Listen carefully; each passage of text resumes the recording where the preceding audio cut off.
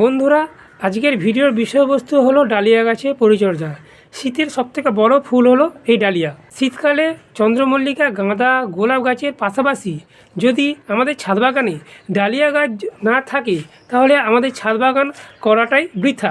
এখানে আমি 8 ইঞ্চি টবেতে 5খানা ডালিয়া গাছ প্রতিস্থাপন করেছি। আজকে আমি আমাদের বাড়িতে হাতের কাছে থাকা কিছু ঘরোয়া উপাদানের মাধ্যমে একটা জৈব তরল লিকুইড সার এই ডালিয়া গাছেতে প্রয়োগ করব। তার সাথে বলবো ডালিয়া গাছ সংক্রান্ত কিছু ছোট ছোট পরিচর্যা, যে পরিচর্যাগুলো যদি আমরা ডালিয়া গাছে করতে পারি তাহলে কিন্তু আমাদের এই ডালিয়া গাছগুলো এরকম সুস্থ সবল থাকবে এবং পাতাগুলো থাকবে একদম সবুজ চকচকে। ফুলের সাইজ এবং ফুল আসবে অসংখ্য পরিমাণে। তাই বন্ধুরা, আমি তোমাদের একান্তভাবে অনুরোধ করব, আজকের এই ভিডিওটা তোমরা একটু স্কিপ করো না। স্কিপ করলে তোমরা ডালিয়া গাছ সংক্রান্ত কিছু গুরুত্বপূর্ণ তথ্য মিস করবে। নমস্কার বন্ধুরা, সঞ্জয় হর্টিকালচার চ্যানেলে তোমাদের সবাইকে স্বাগত।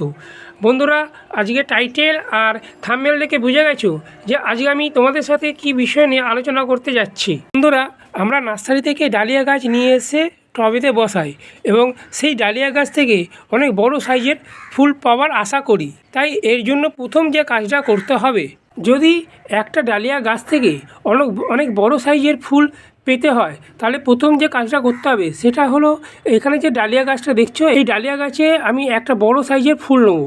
তাই ফুল নেওয়ার জন্য যে সাইডের যে ব্রাঞ্চগুলো দেখছো, এই ব্রাঞ্চগুলোকে কেটে ফেলতে হবে।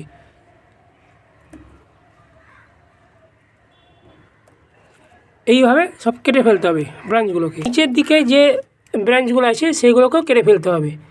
প্রথম যে ফুলটা হবে, এখানে যে প্রথম যে কুঁড়িটা এসছে, এই কুঁড়িটা অনেক বড় সাইজের এবং বড় আকারের ফুল পাবো এই গাছটা থেকে, কারণ আমি সাইডের ব্রাঞ্চগুলোকে সব কেটে ফেলছি। পরে আবার শাখা পোশাখা আসবে, পরে আবার ফুল আসবে এই ডালিয়া গাছে, কিন্তু বড় সাইজের ফুল হবে না, একটু ছোটো সাইজের ফুল হবে। তোমরা যদি একটা ডালিয়া গাছ থেকে অনেক বেশি পরিমাণে ফুল পেতে চাও তাহলে প্রথম যে কাজটা করতে হবে, আমি যেটা করেছিলাম, আমি ডালিয়া গাছটা নার্সারি থেকে নিয়ে এসে, ছোটো চারা গাছটা নিয়ে এসে 15 থেকে 20 দিন পর এইখান থেকে আমি কেটে দিয়েছিলাম, মানে ওপরের ডগার থেকে কেটে দিয়েছিলাম। কেটে দেওয়ার ফলে দেখো কতগুলো 5-6টা করে ব্রাঞ্চ বেরিয়ে গেছে। পরের যে কাজটা করতে হবে সেটা হলো, টবের মাটিতে কোনো রকম আগাছা জন্মাতে দিলে চলবে না। কারণ এই আগাছাগুলো কী করবে, আমরা যখন খাবার দেবো আগাছাগুলো কী করবে, এই খাবারটাকে খেয়ে নেবে। খেয়ে নিলে কী করবে, গাছটা সঠিক পরিমাণে পুষ্টি পাবে না এবং সঠিক পরিমাণে বৃদ্ধি হবে না। তাই টবের মাটিতে যদি কোনো রকম আগাছা থাকে তাহলে সেই আগাছাগুলোকে তুলে ফেলে দিতে হবে। পরের যে কাজটা করতে হবে সেটা হলো, আমরা ডালিয়া গাছগুলোকে খুব দ্রুত বৃদ্ধি করার জন্য প্রত্যেক সপ্তাহে একবার করে মাটিতে খোল পচা জল কিংবা ভাতের মাড় দিয়ে থাকি, অথবা রাসায়নিক সার এই টবের মাটিতে দিয়ে থাকি। এর ফলে কি হয়, এর ফলে টবের যে মাটিটা জাম্প হয়ে যায়। তাই প্রত্যেক 15 দিন অন্তর অন্তর টবের মাটিটাকে একবার এইভাবে খুঁজে দিতে হবে। এইভাবে খুঁজে দিলে কি হবে, টবের মাটির ভেতরে খুব ভালোভাবে হাওয়া চলাচল করতে পারবে এবং গাছটা অনেকটা সুস্থ সবল থাকবে। এবার বলি, এই ডালিয়া গাছেতে কী খাবার আমি প্রয়োগ করব। আমি এখানে কিছু বিশেষ ধরনের খাবার আজকে আমি ডালিয়া গাছে প্রয়োগ করে দেখাবো। এই টবটা আমার একটা 8 ইঞ্চির একটা টব। তো 8 ইঞ্চি টবেতে আমি দেবো NPK 10-26-26, অথবা কেউ একে সুফলাও বলে। তো 8 ইঞ্চি টবেতে দেবো হাফ চামচেরও কম টবের ধার বরাবর এইভাবে দিয়ে দেবো। আমি প্রত্যেক সপ্তাহে খোল পচা জল দিই এবং মাঝে মাঝে এই NPK 10-26-26টা দিয়ে থাকি। এই NPK 10-26-26-এর মধ্যে আছে 10% নাইট্রোজেন এবং 26% করে আছে ফসফেট এবং পটাশ। NPK 10-26-26টা টবের মাটিতে দেওয়ার পর টবের মাটিতে একটা কম্পোস্ট মালচিং করে দেবো। এখানে আমি দেবো ভার্মি কম্পোস্ট। তোমরা ভার্মি কম্পোস্টের পরিবর্তে 1 বছরের পুরনো পচানো গোবর সার কিংবা পাতা পচা সারও দিতে পারো। এই কম্পোস্টটা আমি দেবো 2 মুঠো মতন 8 ইঞ্চি টবের মাটির ওপরে মালচিং করে দেবো। এই কম্পোস্টটা দিলে কী হবে, কম্পোস্টটা দিলে কম্পোস্টের মধ্যে যে পুষ্টিমূল্য আছে সেই পুষ্টিমূল্যগুলো সঠিকভাবে গ্রহণ করতে পারবে এবং গাছের পাতাগুলো অনেকটা বেশি চকচকে হবে এবং গাছের যে কাণ্ড, সেই গাছের কাণ্ডটা অনেকটা বেশি মোটা হয়। মাসে একবার করে টবে মাটির ওপরে এইভাবে মালচিং করে দেবো। 10-26-26 এবং কম্পোস্ট ডালিয়া গাছে টবের মাটিতে দেওয়ার পর সর্বশেষ যে খাবারটা দেবো সেটা হলো একটা জৈব তরল লিকুইড সার। ঘরোয়া তরল জৈব লিকুইড সারটা বানাবার জন্য আমি 6খানা উপাদান নিয়েছি। এখানে নিয়েছি আমি পেঁয়াজের খোসা, আলুর খোসা, ডিমের খোসা, চা পাতা 1 চা চামচ চা পাতা, আর কিছুটা পরিমাণ হচ্ছে পাকা কলার খোসা, আর নিয়েছি এখানে আমি একটা 2 টাকা দামের একটা কফির পাউডার। এই পেঁয়াজের খোসা, আলুর খোসা অথবা ডিমের খোসা বা কলার খোসার মধ্যে থাকে নানা রকম খনিজ উপাদান, যেমন potassium, magnesium, zinc, iron, boron. এছাড়া থাকে নানা রকম মাইক্রো ও ম্যাক্রো নিউট্রিয়েন্ট। এইগুলো ডিকম্পোস্ট করার জন্য এখানে আমি 1 লিটার মতো প্লেন জল নিয়েছি। এই প্লেন জলেতে এই সব উপাদানগুলো আমি 1 দিন মতন ডিকম্পোস্ট করতে দেবো।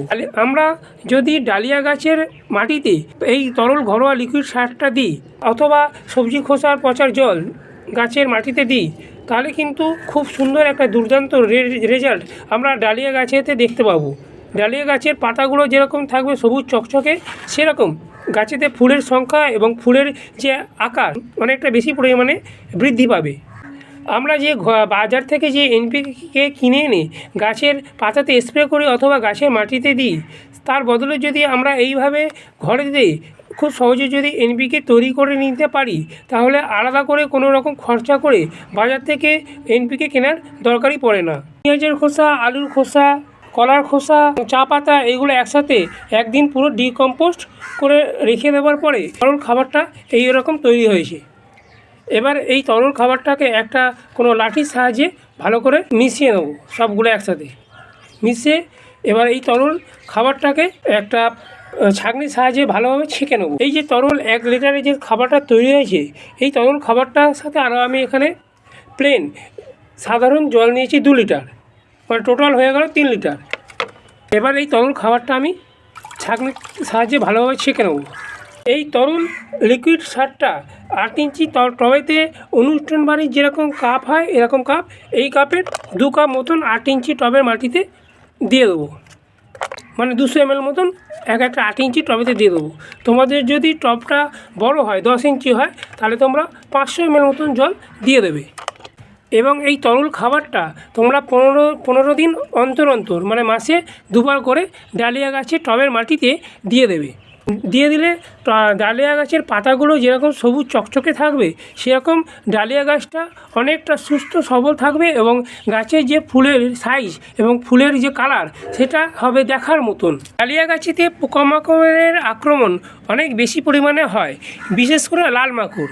এই লাল মাকড় কী করে, পাতার নিচে বসে পাতার রসটাকে চুষে চুষে খেয়ে ডালিয়া গাছের পাতাটাকে কুঁকড়ে দেয়। তাই আমি সপ্তাহে নিয়ম করে 1 বার করে জৈব কীটনাশক স্প্রে করি। আমি এখানে যে জৈব কীটনাশকটা স্প্রে করি সেটা হলো কাকা। এই কাকা 1 লিটার জলে 30 ফোঁটা দিয়ে সন্ধ্যের দিকে প্রত্যেক সপ্তাহে গাছের পাতাকে স্প্রে করে চান করে দিই। এর ফলে কি হয়, এর ফলে গাছের পাতাগুলো যেরকম সবুজ চকচকে থাকে, গাছেতে সেরকম কোনো রকম পোকামাকড়ের আক্রমণ হয় না। আর মাসে 2 বার করে যে কোনো ফাঙ্গিসাইড ডালিয়া গাছের পাতাতে স্প্রে করতে হবে। এর ফলে কী হবে, এর ফলে গাছেতে কোনো রকম গাছের যে পাতা পচে যায় অথবা গাছেতে ছত্রাকজনিত কোনো রকম রোগ এই ডালিয়া গাছেতে দেখা যাবে না। ফাঙ্গিসাইড এবং কীটনাশক ডালিয়া গাছের পাতাতে স্প্রে করে দেওয়ার সাথে সাথে মাসে 1 বার করে অনুখাদ্য বা মাইক্রোনিউট্রিয়েন্ট ডালিয়া গাছের পাতাতে স্প্রে করতে হবে। আমি আমার ডালিয়া গাছগুলোতে একটা জৈব অনুখাদ্য বা মাইক্রোনিউট্রিয়েন্ট স্প্রে করি, সেটা হলো সাগরিকা। এই সাগরিকা 1 লিটার জলে 5 ml দিয়ে সকালের দিকে, মানে সূর্য ওঠার আগে গাছের পাতাতে স্প্রে করে দিই। এর ফলে আমার ডালিয়া গাছগুলোতে কোনো রকম খনিজ পদার্থের যে অভাব সেটা দেখা যায় না। অনুখাদ্য বা মাইক্রোনিউট্রিয়েন্ট সেটা যদি লিকুইড ফর্মে থাকে তাহলে তোমরা 1 লিটার জলে 5 ml দেবে, আর যদি সেটা ডাস্ট ফর্মে থাকে তাহলে 1 লিটার জলে 2 গ্রাম দিয়ে সকালের দিকে বা অথবা সূর্য চলে যাওয়ার পরে, মানে বিকেলের দিকে ডালিয়া গাছের পাতাতে স্প্রে করে দেবে। তাহলে গাছেতে কোনো রকম যে খনিজ পদার্থের যে অভাব সেটা কোনো রকম আর লক্ষ্য করা যাবে না। এই মাইক্রোনিউট্রিয়েন্টটা কিন্তু ডালিয়া গাছেতে অবশ্যই দিতে হবে। এটা গেল ডালিয়া গাছের ডিসেম্বর মাসে পরিচর্যা সম্বন্ধে আলোচনা। যদি আমার এই ভিডিওটা তোমাদের এতটুকু উপকারে লাগে তাহলে অবশ্যই ভিডিওটাতে একটা লাইক দিও এবং চ্যানেলটাকে সাবস্ক্রাইব করে আমার পাশে থেকো। পাশে থাকা যে বেল আইকনটা সেটা প্রেস করে দিও। প্রেস করে দিলে কী হবে, আমি যখন নতুন নতুন ভিডিও আপলোড করব যাতে সহজেই তোমাদের কাছে খুব তাড়াতাড়ি পৌঁছে যেতে পারে।